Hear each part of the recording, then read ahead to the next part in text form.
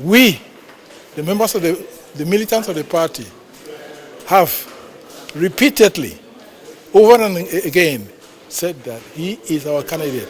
Not necessarily by the constitution of the party, but by his deeds and works, by his posture, by his dreams, by his visionary ability to what he wants for the people of Cameroon. The multiplier. The multiplier is a thing which takes any other thing that you give it and multiplies it. And that's why they call it the multiplier. So if you give it good, it multiplies the good. If you give it bad, it multiplies the bad. By whatever quantities it can multiply it to, and that bad or good affect as many people as long as you keep feeding it that bad, or until you stop that multiplier. If you take like La République du Cameroon and Ambazonia, which got thrown into it also. If you take that country, you will see that the French were given a huge part of that German territory to treat as a trusteeship. But they took it and treated it as their colony, and started by saying, you know what, we're not going to have you as Africans, we're not going to have you maintain your culture, we're going to make you Frenchmen, and we're going to assimilate you, and you become part of France, whether you like it or not. And so they started by destroying their chiefs, and they started by destroying them, weakening them, give them poor education, poor orientation, poor everything, took the best of them, and either killed them or drove them out of the country, and then took the weakest and the most stupid of them and make them the rulers of La République du Cameroon. So they take evil and they plant it into the DNA, armed it to the teeth, and the job of these people who they gave them power to control the rest of the people of La République du Cameroon was to weaken the place, to destroy it. Any progressive forces, destroy them. Instead of the French killing and maiming and destroying any progressive forces in the place, it was this bad multiplier they've put there. First, Amadou Ahidjo, and second, by Paul Biya. So from their so-called independence until today, it's been a bad thing that was put to multiply in La République du Cameroon. It created the murders that happened in the Bassa and the Bamileke lands, because if you look at it, the people in the nationalists in the Bassa and the Bamileke lands were really the nationalists. Those were the humans who says no. When you French came to this country, you came as a we were never a colony of the French. So you're supposed to be a trustee, and there were certain rules that you should follow. And when you're going to give us our independence, give us our independence. Don't give this independence where you impose a slave agreement on us, and then find a way to perpetuate your place, yourself in the place. This country was wrongly constructed at the base. We have had in our history a series of circumstances that have complicated our lives or have rendered our country complicated. And then you have this back deal between the UK and France, but with France itself already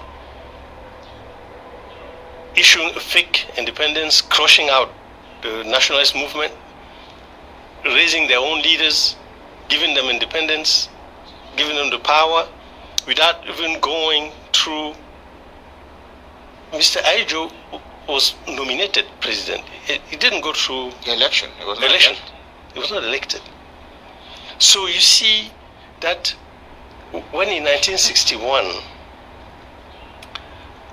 Mr. Foncha sits with Aijo, I'm asking myself, who are you sitting with?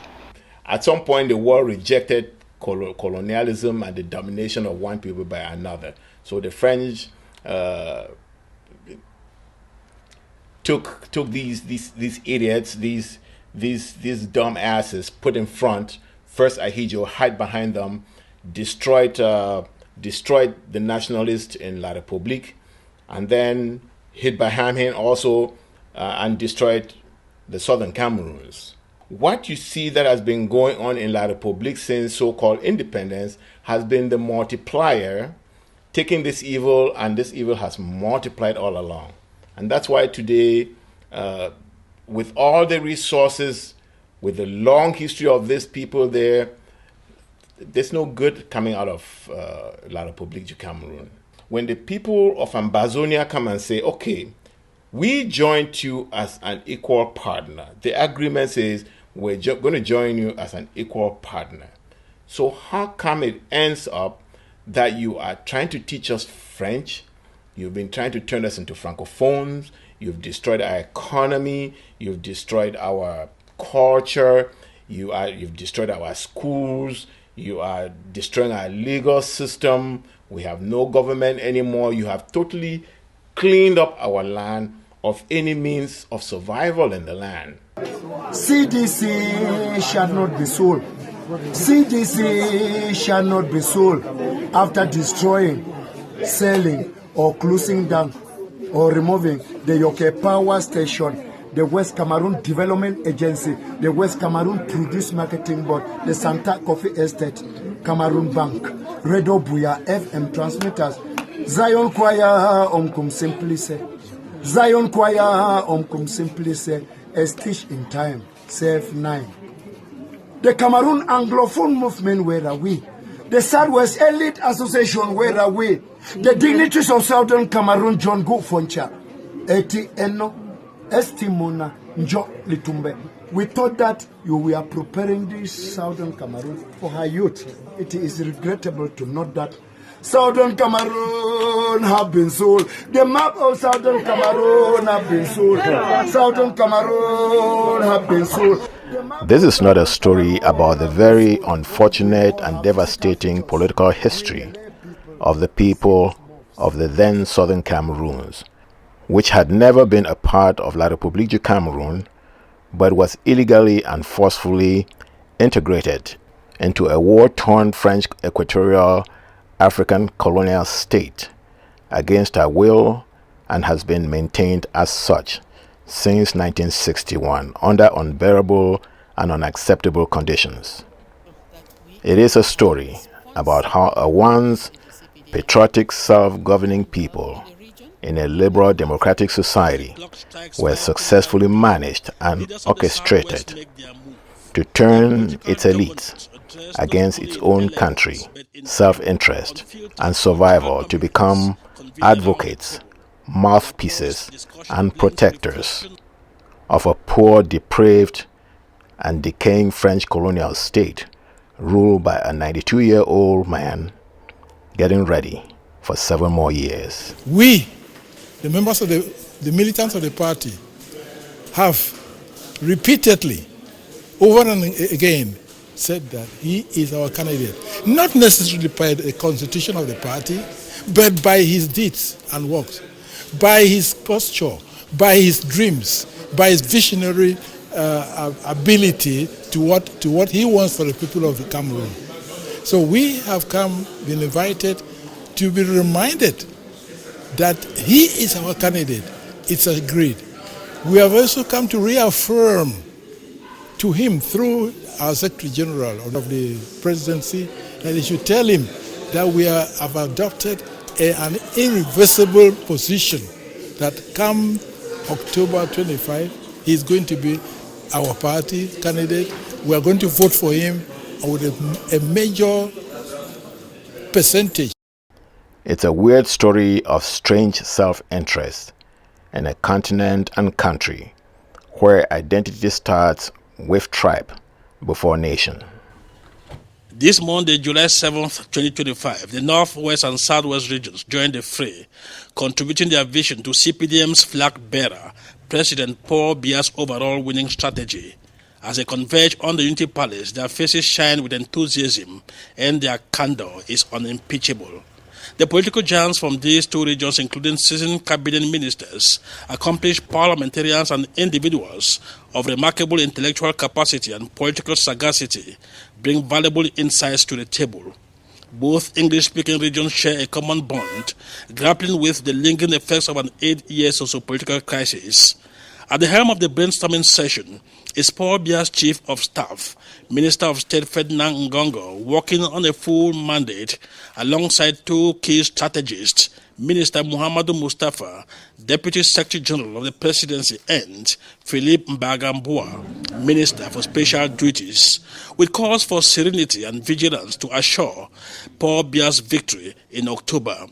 At 1:15, the Northwest region enters the conclave, bringing men and women of substance and caliber, battle-tested in the rugged and unforgiving political landscape.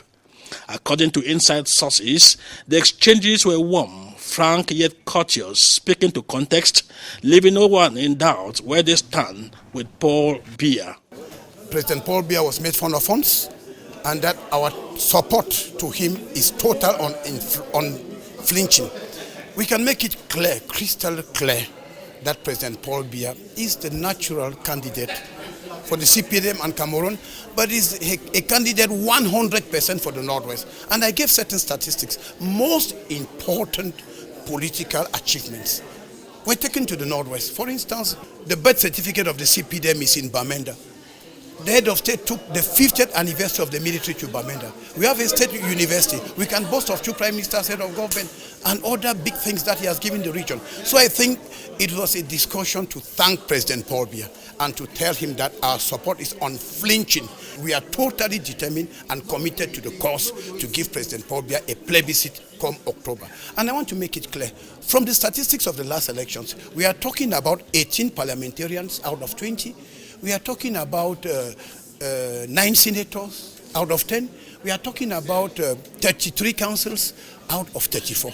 So the balance sheet is there. The emphasis on grassroots is well received by some attendees. The head of state, our candidate for the elections, would want us to give our opinion about how things would go for the campaigns. Makes us feel that we really are responsible people in the CPDM and in the region and in the country.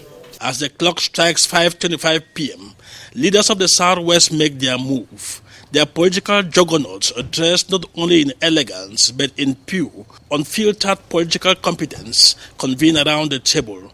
Their poised discussion blends reflection and reassurance, underscoring their determination to launch a robust political offensive. More importantly, they are resolved to hit the ground running in October. The meetings end with handshakes and photo ops as a sign of a fruitful deliberation. The initiatives Paul Biya unveils in the months ahead will undoubtedly bear the imprint of these two pivotal regions that make Cameroon, Cameroon. What makes Cameroon Cameroon is what the masters and employers of Paul Biya do to make him stay in power and protect their access to Cameroonian resources. So the multiplier effect of exploiting Africa and Africans for the enrichment of others continues. In turn, these parliamentarians and the others in the scheme make sure Africans are cut off from building their own societies using their labor and resources. After France lost Algeria and its energy resources from that country, she decided they would focus on sub-Saharan Africa for their energy supplies. Their only worry in focusing on sub-Saharan Africa was instability. Resources cannot be tapped from an unstable country or environment. After the pacification of La République du Cameroon, Ambazonia was the problem, with the oil discovered in Ambazonia. The first stability action was to abolish the democratic government of then West Cameroon and institute the violent dictatorship of Amadou Ahidjo over West Cameroon. So Biya's only job in Cameroon is to ensure stability. It is not to serve the people of that country. In an interview with Foncha before he died, he confessed that La République du Cameroon and its government has no problem dishing out millions of francs for no work done. Just as Paul Biya has his security men to terrorize its African population and make sure France can exploit the place in peace, he doesn't have to worry. His job is safe. Elections are just a show. His legislators stage no meaningful shows and get rewarded for showing up handsomely. It's a scheme, and the losers are the people of La République du Cameroon and Ambazonians. But Ambazonia has signaled that they have come to the end point of that game.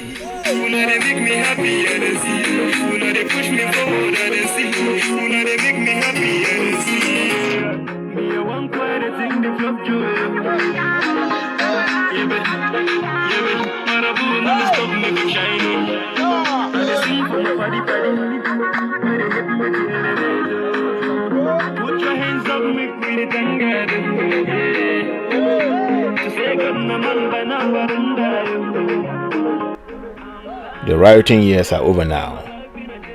While some paid agents with their channels and talking heads do their piece to laugh and discourage Ambazonians from fighting, let me go back, please. The Cameroon now, with the Cameroon before the crisis, which one do you choose? I will choose the Cameroon before the crisis. Because why? They have tested and they are able to compare what they had and what they have now. So this is something that has come to educate us and to teach us to understand that if you don't appreciate what you have in your hand, wait until you lose it. When you lose what you have in your hand, you will learn to appreciate it when next you find it. I think every Anglophone from the north and the southwest now should be able to understand that what they thought was worst wasn't the worst. We have now finally entered into the worst. La République du Cameroon military knows that they are meeting a more organized and challenging force in the field in Ambazonia. We no longer know who the fighters are, but their work circulates on social media. Not like before, but it circulates. I believe Ambazonia is moving on. Paul Biya is going nowhere until he has to go. But until he goes, he stays in power, as long as even the thought of him keeps the place in peace. While those who should be standing up for their people are playing stomach politics and accepting their Anglophone status and their les ennemis dans la maison status, the struggle for Ambazonian independence has moved on from the rioting years. The imposters and adventurers are now gone. They always go away in any serious undertaking. The decolonization of Ambazonia is a serious undertaking, and Ambazonians are up to the task. No turning back.